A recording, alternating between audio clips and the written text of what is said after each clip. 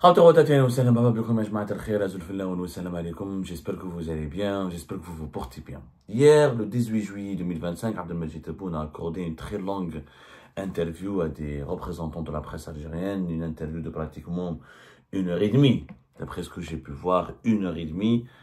Voilà, c'était une longue interview lors d'une soirée d'été caniculaire, avec cet été qui s'annonce très difficile sur le plan climatique, mais aussi sur le plan politique et économique pour nos chers compatriotes. Abdelmajid Tebboune a fait une interview pour faire le point sur les évolutions de la situation à travers le pays depuis sa dernière interview remonte à fin mars 2025, juste pendant le mois du Ramadan. Là, au début des vacances, il fait une longue interview. Moi, j'ai toujours applaudi cet exercice de Abdelmajid Tebboune. Hein. J'estime que c'est très bien un président communicatif, un président qui parle, qui s'exprime. Je trouve ça pas du tout mauvais. Je trouve ça au contraire extrêmement intéressant et même salutaire, pour être tout à fait sincère. C'est bien d'avoir un président qui parle, qui s'exprime, qui répond à des questions. Sauf que malheureusement, l'exercice lui-même, il est un petit peu bizarre parce que, disons que les questions ne sont pas gênantes, ne sont pas dérangeantes, il n'y a pas de débat contradictoire, il n'y a pas certaines questions sur certains sujets qui, visiblement, il y a beaucoup d'autocensure et que les journalistes qui posent ces questions à Abdelmajid Tebboune sont triés sur le volet et les questions, malheureusement, ne répondent pas, encore une fois, à certaines préoccupations majeures de la population algérienne. Et les réponses d'Abdelmajid Tebboune, elles sont malheureusement, voilà, 1 h 27 minutes. 1 h 27 minutes. C'est quand même énorme. On pourra peut-être pas tout commenter, mais on a choisi un angle très bien précis. C'est malheureusement les insultes qu'utilise le président Abdelmajid Tebboune pour répondre à ses détracteurs ou à certains journalistes indépendants dont nous faisons partie quand on nous révélons quelques informations sur l'Algérie. Et l'obsession de tout va bien, cette obsession mensongère et cette logique de gouvernance qui est de essayer de convaincre les Algériens et les Algériennes que tout va bien. Encore une fois, c'est bien qu'un président affronte la presse, sauf que ce n'est pas un affrontement en Algérie, les questions sont mielleuses, enfin c'est une opération de promotion, il n'y a pas de questions contradictoires, c'est une démonstration des arguments uniquement du président, qui ne sont pas confrontés aux arguments de ses détracteurs. Les journalistes ne répondent, ne reflètent pas ou ne donnent pas ou n'essayent pas d'illustrer les points de vue des détracteurs du président pour que le président puisse répondre à ses détracteurs. Et malheureusement, dans les réponses à Abdelmajid Tebboune, comme je le dis, en fait, c'est des interviews arrangées. C'est des interviews complaisantes. On pose les questions qui sont validées par le président et on écoute les réponses du président qui sont validées par le président. Le journaliste est uniquement spectateur. Il ne joue pas son rôle de véritable journaliste, celui qui pose toutes les questions qu'il veut, qui essaye de réagir avec son interviewé, qui essaye de gérer l'interview de sorte à ce qu'il y ait des vérités qui émergent et une valeur ajoutée pour l'opinion publique. Malheureusement, on n'est pas dans cet exercice en Algérie. Mais c'est pas grave. Le plus grave, il est ailleurs. Le plus grave, ce sont ces deux défaillance que je dis avec beaucoup de respect pour Abdelmajid Tebboune. Vous connaissez notre façon de travailler, notre façon d'être. On est très respectueux, on est très correct. On tient absolument à la morale et à l'éthique. On est très respectueux de l'éthique et de la morale. On ne peut pas, comment dirais-je, on n'a jamais dépassé les lignes rouges. On ne fait pas les insanités, les attaques, les diffamations, les injures, les calomnies, c'est pas du tout notre spécialité. Alors, Abdelmajid Tebboune, hier, à mon humble avis, il a fauté par deux choses. D'abord, systématiquement, il accuse les personnes qui révèlent des informations, qui contredisent ses propres informations sur l'état du pays et qui contredisent le bilan positif dont il se targue à chaque fois concernant la politique, concernant sa gouvernance du pays. À chaque fois, il accuse les autres d'être des traîtres. Au Chevnah al-Barah, Abdelmajid Tebboune, on lui a dit pour les réserves de change, en faisant référence à ce que nous avons nous révélé, que les réserves de change ont fondu à moins de 40 milliards de dollars. Il a démonté en disant qu'elles sont toujours à 70 milliards, elles sont à presque 70 milliards de dollars, et que la provenance des informations qui affirment le contraire, que ces sources sont liées à des personnes qui sont payées pour démoraliser les Algériennes et les Algériens et pour noircir et salir l'image du pays. C'est malheureusement un classique je dis bien, c'est un classique dans l'argumentaire d'Abdelmajid Tebboune et des dirigeants algériens. Dès qu'on dit quelque chose qui ne leur plaît pas, on est traître, on est harki, on est payé par l'étranger, on est mauvais, on n'est pas d'un vrai patriote. Et ça, franchement, ça n'a pas de sens. Ça n'a pas de sens. Je pense qu'au bout de 5 ans, je crois que les Algériens sont intelligents aujourd'hui, ils ont un cerveau, ils ont une sensibilité, ils lisent, ils se documentent, et puis il y a la réalité de ce qu'ils vivent et la réalité de ce que les dirigeants annoncent. D'abord, nous, quand on affirme des informations, quand on essaie de faire des révélations, c'est qu'on a accédé à des sources, on recoupe nos sources, on recoupe nos informations, on les vérifie, on fait une synthèse. Si les réserves de change étaient vraiment à 70 milliards de dollars, comme le prétend Abdelmajid Tebboune, d'abord, je dis que la Banque d'Algérie, elle-même, elle ne révèle pas ce chiffre. La Banque d'Algérie, qui est chargée de la gestion des réserves de change, son dernier chiffre, c'est une soixantaine de milliards de dollars, plus exactement 62 milliards de dollars en décembre 2023. Les chiffres de 2024, ce sont des déclarations officielles de plusieurs dirigeants dans le ministère des Finances, mais la Banque d'Algérie sort son site dans un document officiel, elle n'a jamais donné le chiffre de 70 milliards de dollars. Maintenant, Abdelmajid Tebboune le donne. C'est président de la République, il engage sa responsabilité, il est censé être une source officielle, une source, je dirais, plus qu'officielle, autorisée et tout, mais je précise qu'il n'y a aucun document de la Banque d'Algérie qui est chargé de la gestion des réserves de change qui démontre, affirme la validité ou la véracité du chiffre de Tebboune. On est à soi-disant, voilà, le chiffre de Tebboune, voilà. La Banque d'Algérie, elle a communiqué un chiffre de 68 milliards de dollars décembre 2023. Donc, c'est pas le chiffre d'aujourd'hui. Tebboune parle le chiffre de la Banque d'Algérie était à presque 70, 68,9, c'était en décembre 2023. Nous sommes en 2025. Nous, quand on a dit que les réserves de change ont baissé à moins de 40 milliards de dollars, c'était à partir de juin 2025. Donc, on aurait aimé qu'Abdelmajid Tebboune soit précis, qu'il nous donne la réalité des réserves de change en juin 2025, en juillet 2025, pour pouvoir répondre correctement à nos révélations. Nos révélations, non pas pour l'objectif de calomnier, de déstabiliser qui que ce soit, mais d'expliquer la situation économique du pays. Si Abdelmajid Tebboune, ce qu'il disait était vrai, c'est les réserves de change étaient à 70 milliards de dollars. Alors, pourquoi avoir attendu presque une année, plus de 6 mois pour appliquer la fameuse allocation touristique de 750 € qui devait rentrer en validité, en vigueur depuis le début de l'année 2025 et qui ne rentrera en vigueur que vers le 20 juillet 2025. Si les réserves de change étaient aussi dans un état aussi réjouissant, aussi positif, si on avait vraiment 70 milliards de dollars de réserves de change. Pourquoi martyriser, emmerder et torturer les entreprises algériennes et les empêcher d'importer leurs équipements et leurs matières premières pour leurs propres activités de production, comme on vient de le voir? Pourquoi multiplier les obstacles, les autorisations, les contrôles, les opérations de surveillance, de répression et de restriction des importations? Pourquoi se bagarrer avec l'Union européenne, avec les partenaires commerciaux les plus importants qui sont les pays européens, puisqu'on boycotte on réduit leurs importations et on essaie d'importer le minimum possible. C'est tout aller bien dans le meilleur des mondes possibles, comme le disait Abdelmajid Tebboune hier. Pourquoi l'économie du pays elle est marquée par l'austérité? Il y a des réserves de change. Pourquoi on n'importe pas les voitures? Pourquoi on n'importe pas les pneus? Pourquoi on n'importe pas les pièces de rechange?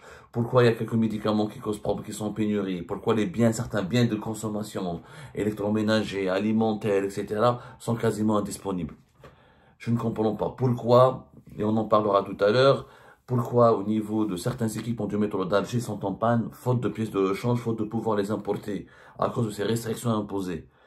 Donc voilà, il y a mille et une illustrations dans la réalité qui démentent malheureusement le récit enthousiasmant et positif et, on va dire mythique, ou le mythe, voilà, qui démontre le mythe de l'Algérie qui va bien, de l'Algérie positive.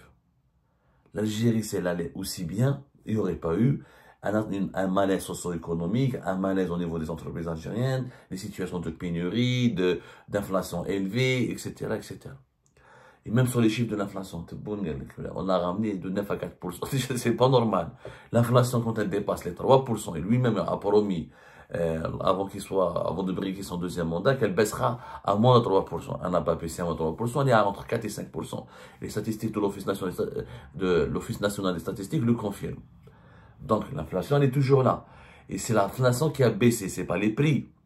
La baisse de l'inflation signifie que les prix continuent d'augmenter. Et c'est pas normal, les Algériens le subissent. Donc, répondre par l'insulte, au lieu de répondre par des vérités, par des documents, par des explications rationnelles, etc., n'arrange pas la cause, n'arrange pas la cause de tout le monde. Et puis, tout va bien, l'Algérie, tout va bien, il faut dire que l'Algérie, tout va bien. C'est pas vrai, l'Algérie ne va pas bien. Il faut dire la vérité, le dinar n'a jamais été aussi faible, l'inflation est toujours maintenue, elle est moins forte qu'en 2022, en 2023 ou en 2021, mais elle est toujours, elle continue de causer problème. Il y a le chômage, il est là. Les investissements, mis à part les stations de dessalement de l'eau de mer, qui étaient des programmes initialement prévus depuis l'époque de Bouteflika, je le rappelle, c'est pas une nouveauté, c'est Bouteflika qui a lancé les 11 stations de dessalement de l'eau de mer que l'Algérie possédait avant 2019, et c'est lui qui voulait les porter à plus de 20, au moins 15-16, mais toutes ces idées, c'est les idées de l'Égypte de Bouteflika, il faut rendre à ça ce qui appartient à César, mais il n'y a pas de grand projet. Il faut dire la vérité. Il y a toujours, c'est simple, il faut juste voir, pour évaluer l'état de santé économique de l'Algérie, il faut juste voir son parc automobile. C'est simple, en Algérie, prenez votre voiture et circulez dans les rues algériennes et regardez les voitures. Elles sont toutes âgées et usées. Les voitures de avant 2019, de 2011, de 2013, pour croiser une nouvelle voiture, une voiture neuve en Algérie, c'est un événement.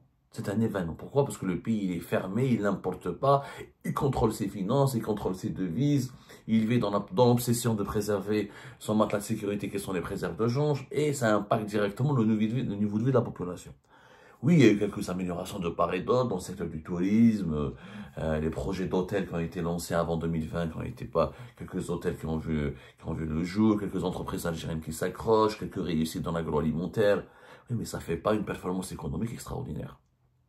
L'Algérie, pour un pays de presque 50 millions d'habitants, maintenant plus de 47 millions d'habitants, un marché important, pays géographiquement le plus vaste du continent africain, le 10e plus grand territoire du monde, la croissance économique, selon les chiffres officiels, à 4%, on ne voit pas Quand il y a une croissance économique à 4%, on voit un dynamisme. On voit beaucoup d'exportation, on voit beaucoup de consommation, on voit un marché dynamique, on voit beaucoup de création d'emplois. Là, on voit des salaires qui augmentent. Qui dit croissance économique, des salaires qui augmentent, un pouvoir d'achat qui se renforce. Or, la consommation nationale en Algérie, elle est faible. Les salaires évoluent entre 1 et 1% par an, et encore. Où sont les effets de ça? L'Algérie, tout va bien, on aimerait bien l'avoir. Je lui dis, mon pays, tout va bien, tout est extraordinaire. L'Algérie va très très bien, nous avançons vers le meilleur, et on avance vers le meilleur.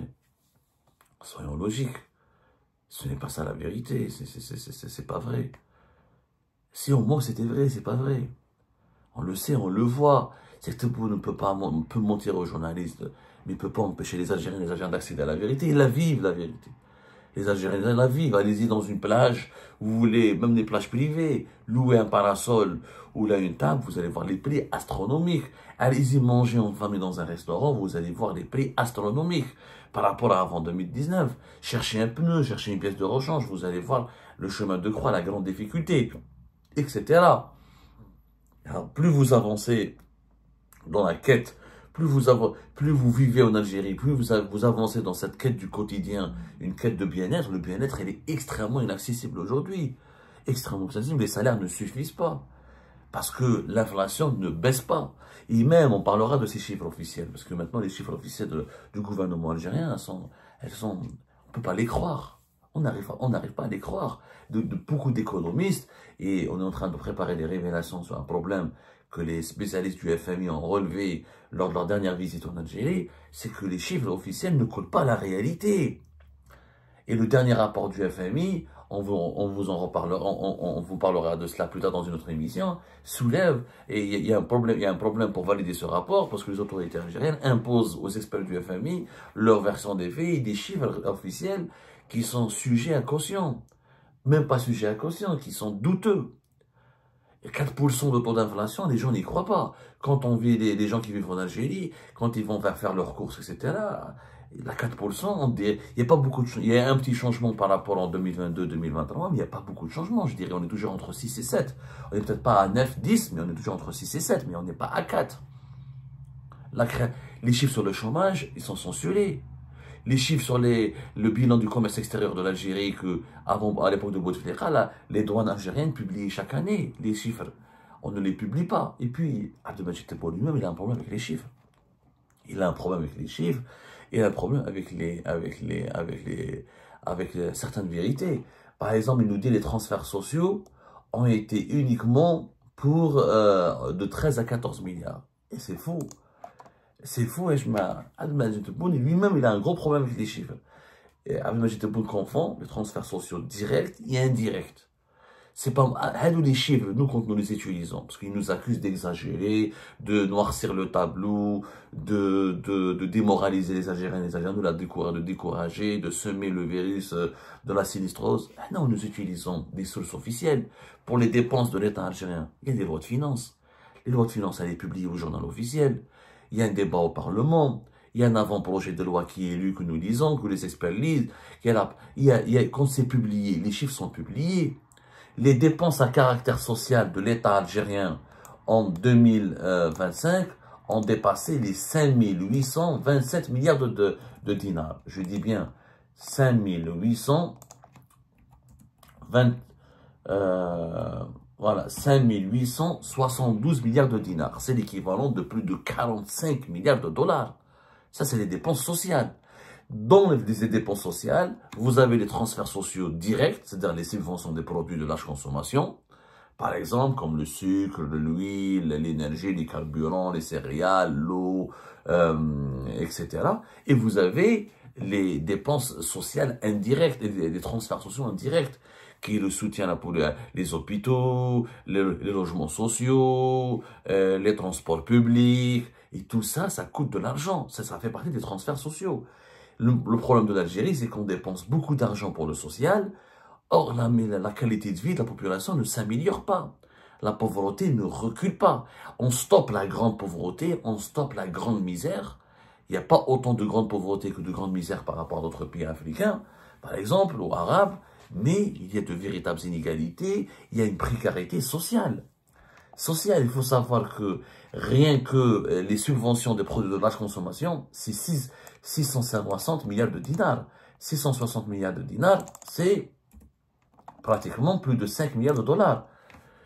Ça, et ces produits sont majoritairement importés. Donc, quand on dit que le déficit de l'État, le déficit budgétaire s'explique par une trop forte politique sociale, qui n'est pas efficace, qui n'est pas trop efficace. C'est vrai que grâce à cet argent, encore une fois, on a empêché la grande misère. Mais on ne l'a pas vaincu. On ne l'a pas vaincu. La précarité, elle est là. La précarité, elle est là. Et les gens se plaignent. La pauvreté, elle est là. La pauvreté, elle est là, mais elle est là. Les formes de la pauvreté, peut-être pas extrêmes, mais les Algériens, dans un aussi grand pays, avec autant de ressources naturelles et de potentialités, ils devraient mieux vivre. Là, on dépense 45 milliards de dollars au niveau de nos dépenses sociales. Et nous avons des salaires faibles, et nous avons beaucoup de chômeurs, et nous avons beaucoup de misère sociale, et nous avons des inégalités, et on a des transports publics et en commun qui sont sous-développés, et on a des hôpitaux qui sont sous-développés, et on a des écoles qui ne sont pas de qualité. Donc à un moment donné, en tant que journaliste, par exemple, j'ai le droit de demander des comptes à mon État. Quel est le drame? Non seulement on dépense trop, ce qui aggrave le déficit et augmente la dette publique, et ça influence la croissance économique, contrairement à ce que dit Tebboune. Vous dites que non, ça n'influence pas la croissance économique. Bien sûr que ça, cet argent qu'on dépense, d'abord, il y a plus de dépenses que les recettes, donc déficit budgétaire. Donc au lieu d'investir dans les projets économiques et les investissements économiques, on dépense sur le social. Le niveau de vie ne s'améliore pas, donc le pouvoir d'achat ne s'améliore pas, donc la consommation des Algériens et des Algériens ne s'améliore pas. Donc tout ça, ça impacte la croissance économique du pays. Ça impacte son niveau de développement. quand la population ne dépense pas beaucoup, elle n'a pas un pouvoir d'achat élevé, la croissance, elle est compromise. Parce que les entreprises, pour vendre leurs produits, ils ont besoin de consommateurs qui les achètent au prix fort, ou là, au prix qu'ils font, en tout cas. C'est des analyses économiques basiques. Il n'y a pas de complot politique derrière, il n'y a pas il y a pas d'insultes. Donc, Abdelmajid Tebboune, je suis désolé, Monsieur le Président, et tout ne va pas bien en Algérie. Non, le tout va bien et les insultes, ce n'est pas, d'abord, ce n'est pas digne d'un chef d'État, de deux, ce n'est pas une réponse correcte aux préoccupations ou aux attentes ou aux critiques légitimes de certains Algériens et Algériens. Peut-être qu'il y a certains Algériens qui sont contents de l'heure actuelle et qui se plaisent en Algérie actuellement. Peut-être ça existe, ça devrait exister. J'espère que ça devrait exister. Ce serait malheureux qu'il n'y ait personne qui soit content.